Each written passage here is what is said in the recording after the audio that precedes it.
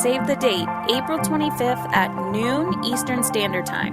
I have a 100% free, no strings attached webinar that I'm going to be teaching you about the 7 key factors that you need to know in order to manifest anything in your life, especially when it comes to your time and your parenting.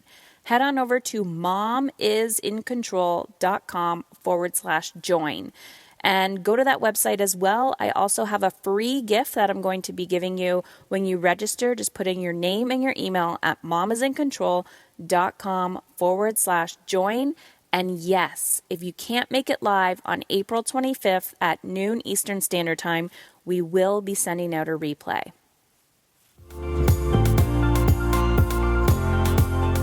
It's Throwback Thursday, and today we're throwing it all the way back to episode 15, labeled Anxiety-Free Living. This feels vulnerable for me to share my old podcast with you, but if we're not being ourselves, then who are we being? So there might be a few more F-bombs. Who knows what's going to come out of my mouth, but just know it's the same message, just said with more confidence now. All right, ladies, dive in and enjoy. And today we're going to be talking about how to feel emotionally stable in your life. These episodes have been so fun, and I'm really enjoying the kind of solo sessions where I'm giving a few pointers and tips and action steps. We're going to be having more interviews coming your way. Things are really taking off, and I'm really excited about that. So today's topic, as I said, is about feeling emotionally stable. And this is something that is near and dear to my heart. This is why I, took my own route and left my government job.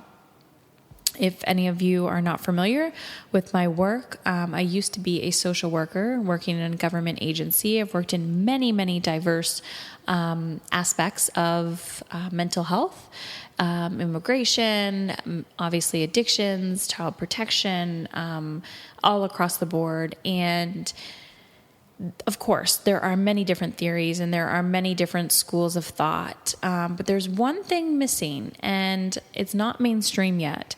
And this is the avenue of you have control. This is the whole philosophy of why I say mom is in control, because I listen to so many people on a daily basis who are literally living their life by somebody else's design, by somebody else's rules.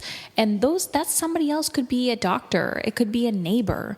Oftentimes we're living our life of how other people think we should be living and not really asking ourselves, what do we want?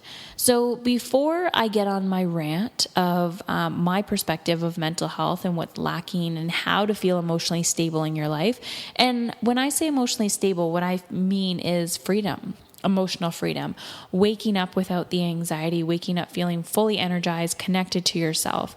And whether this is you or somebody you know, or your child, right? A lot of parents come to me seeking emotional stability for their children, helping their children control their anger, their anxiety, or their big emotions. And this is huge. So I want you to take what feels good for out of this conversation and leave and let go what doesn't, because this is my perspective of my experience working in the mental health field and my personal experience with my own life. But yeah, let's get started. So first we have to identify what the intense emotions are. And what I mean by this is when we are feeling out of alignment in our lives, whether it's anger, intense anger and anxiety are very normal. We all need to be able to feel emotion. Growing up, a lot of times we're taught that emotions are bad and to stuff them down. It's like, suck it up, get out of there, don't be a baby, all of these things. We hear these beliefs and we kind of get really bitter about feelings and kind of like stuffing them away and thinking, if I'm expressing myself, I'm weak. When really it just means you're being vulnerable, which really just means you're being human. So understanding that when we are having these intense emotions, sometimes we want to stuff them down or get away from them. And oftentimes people will say they need to go on medication. To each their own. That's a whole nother debate and a whole nother podcast. But what I want to kind of shed light on today is the power of emotion and the power of feeling in control of your emotion and the power of making empowered decisions about how to gain emotional stability. So when we feel out of alignment, for example, what you resist will persist and grow bigger. So if you're having a little bit of anxiety and you're resisting this anxiety, maybe it's about a relationship or your child or your work, and you're just like, it's life, whatever. It's a comfortable discomfort. And then it gradually gets worse and worse and worse until it explodes and you have a nervous or a mental breakdown. Or you're like, I can't cope anymore. I have to go on medication. Or worse, these thoughts are getting very deep and very, very scary. And I feel like I'm in a black hole. I remember being there. The part about getting out is the part that we're never taught, right? How do we get rid of these emotions? How do we control them? So this is where I want to tell you, one, you can control them. You have to kind of start advocating for yourself, because I hear so many people going to a doctor or just saying, I want to get rid of this, or just trying to sleep it off. And that's not going to work. So one, understanding that these intense emotions, regardless if you have a diagnosis or not, excuse me. Oh God, this is why you don't pre-record at night. Geez, long weekend with the kids. Anyways, regardless if you have a diagnosis or not, I just want you to know that I see you and I'm not judging you. I see you as a human being. There could be a hormonal imbalance. There could be so many things, but understand that you do have control. You have control over the food that you put in your body, over the thoughts that you're thinking, and over how you react to certain situations. A lot of times we're just never taught these coping skills. And a lot of times when our child or we have been diagnosed with a label, we're never taught that, it's okay to have these emotions, but how to alternatively support these conditions. Because we also have to realize that a lot of this diagnosis is Western medicine diagnosis. So for hundreds of years, it's been treated with Western medicine. So now we're coming in saying, yes, it's a Western diagnosis, but how can we treat it with an Eastern philosophy? Okay, so my point 2, investigate. So I want to talk about, I'm kind of going to use a fable here, okay? Or a metaphor. I don't know what the hell I'm talking about. Anywho, imagine you're going on a road trip, okay? So you have a car and the gas light comes on. So imagine that your child's anxiety or your anxiety or some, itch, disconnect, some resistance.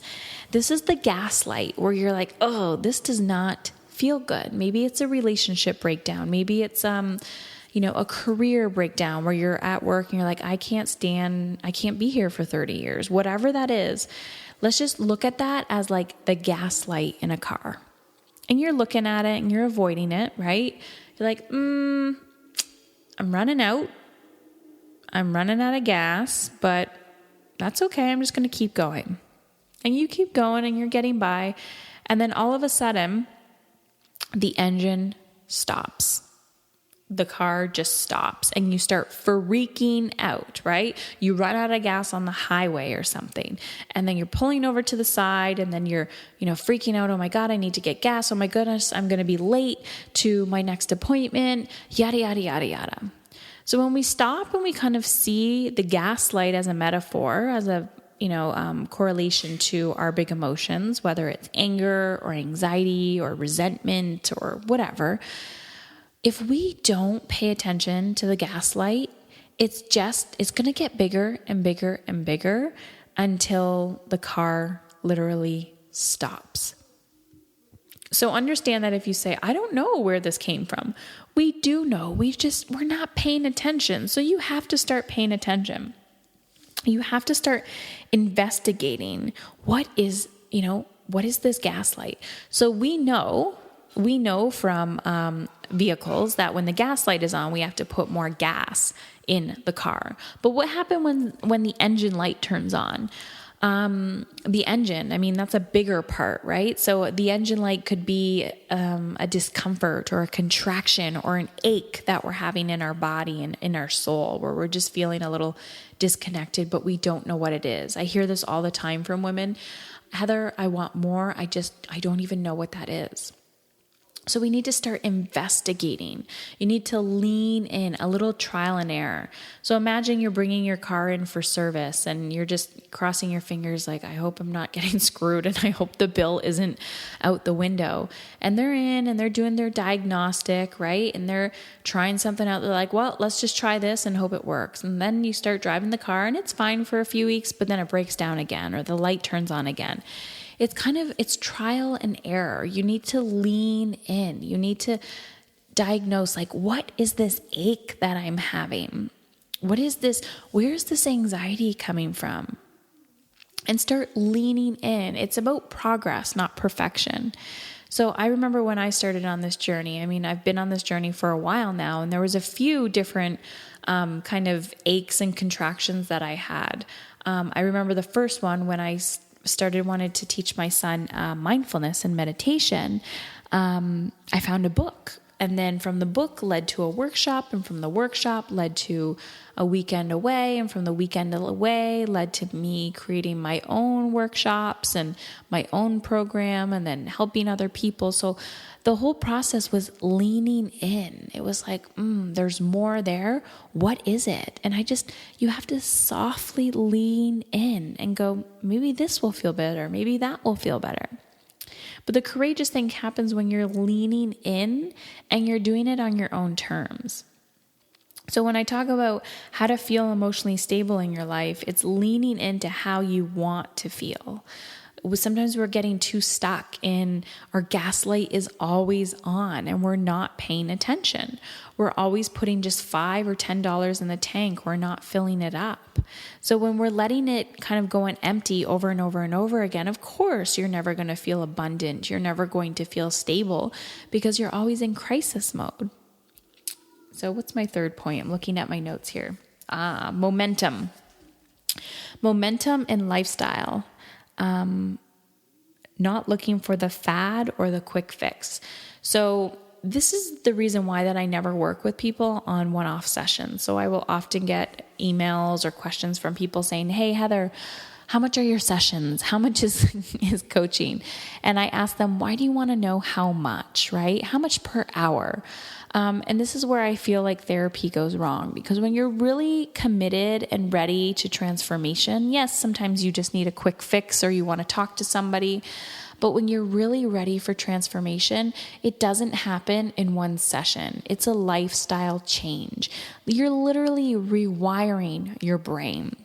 So some ways to do this emotionally, feeling emotionally stable and shifting your lifestyle, I want you to pay attention and write down how you feel after you eat certain things. I actually stopped drinking coffee because of this reason. I felt extremely anxious and overwhelmed.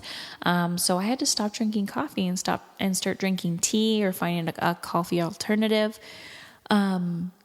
And I miss coffee. I love it so much, but even decaf wasn't working for me. So I found some, a few other drinks that could replace that, and my anxiety went away.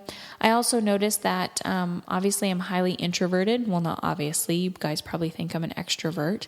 I'm highly introverted and highly sensitive and empathetic when I'm in groups of people. If I'm not in the leadership role, I hide. I kind of sink back, and people look at me and probably think I'm not very inviting to look at. I know sometimes when I'm not smiling, I can feel very harsh or bitchiness. I get that a lot.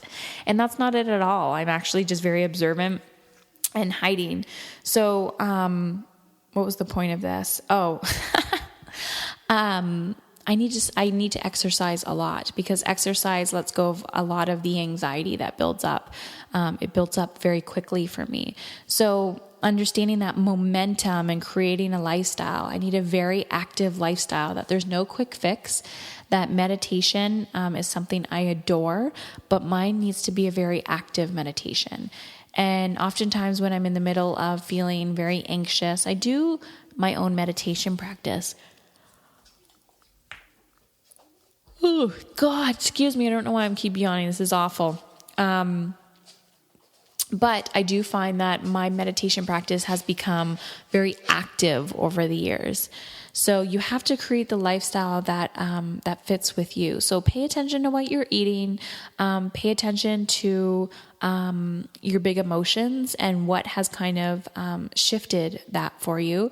Pay attention to who you surround yourself with. I know this is huge for a lot of people because it's really hard to let go of people, but sometimes we have to cut off these relationships and people get offended. And you know what? Even when you're making transition in your life, people will start to notice and they will either love it or they will hate it. So you will notice that people will start just generally leaving your life when you're making more proactive decisions just because they're not, it's not jiving with them anymore. And that's okay. It's just like a new season that leave the tree and new ones come on the tree. We need to kind of let go of those leaves and those people just move on to what they are continuously moving on with.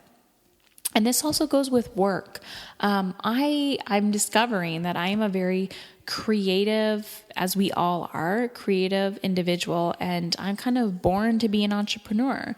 That living in an agency for 30 years, working in an agency for 30 years wasn't something that was lighting me up. And I was growing angry and resentful towards my work. But I also had a lot of shame and blame about leaving a job that a lot of people went to school to get. And I just knew that it wasn't going to serve me in the long run, and it wasn't serving my relationship. It wasn't serving the type of mother I wanted to be. And so it wasn't in alignment. So I had to let it go. And that was really, really hard. So those are just some tips on how to feel emotionally stable in your life. So again, identifying these, there's my dog getting up. Identifying these big, intense emotions and see them as a sign. So see them as a sign, kind of like the gas lights turning on the car. So are you paying attention to them? And investigate what the light means. It's all about trial and error, right? So try something. If it works, keep doing it. If it's not, let it go. But remember, Mama, if you resist it, it's only going to persist and get bigger. And that, yes, discomfort, and it's difficult to create a life that you absolutely love, but it's oh so worth it. And if you're not doing it for yourself, do it for your kids. Let them be your why. Because when you become the person that you most desire for them, that is the greatest gift you could ever give to your child. So your action steps today are to investigate, to lean in, and to try something new. Let us know what you think, how it went over on the Facebook page. The links are in the show notes on iTunes. But other than that, Mama, just know that, yes, these big desires, these big uncomfortable feelings, they're all lessons. They're all signs. So close your eyes, lean in, tap in, and take action from that place. And we will talk soon. Are you secretly hoping your child does as you say and not as you do? Well, guess what? I've teamed up with Big Life Journal to help give your children the tools and strategies they need to live their big life. Their growth mindset journals empower children to face challenges head on, think positive, and embrace mistakes. You can also check out their printables and growth mindset activity cards. It doesn't matter if your child is a toddler or entering high school. Discover how to live in a growth mindset is a lifelong skill we all can learn about. Head on over to momisincontrol.com/big life. And when you use the promo code MIIC until June, you'll get 10% off all your purchases. That's momisincontrol.com/big life, promo code MIIC.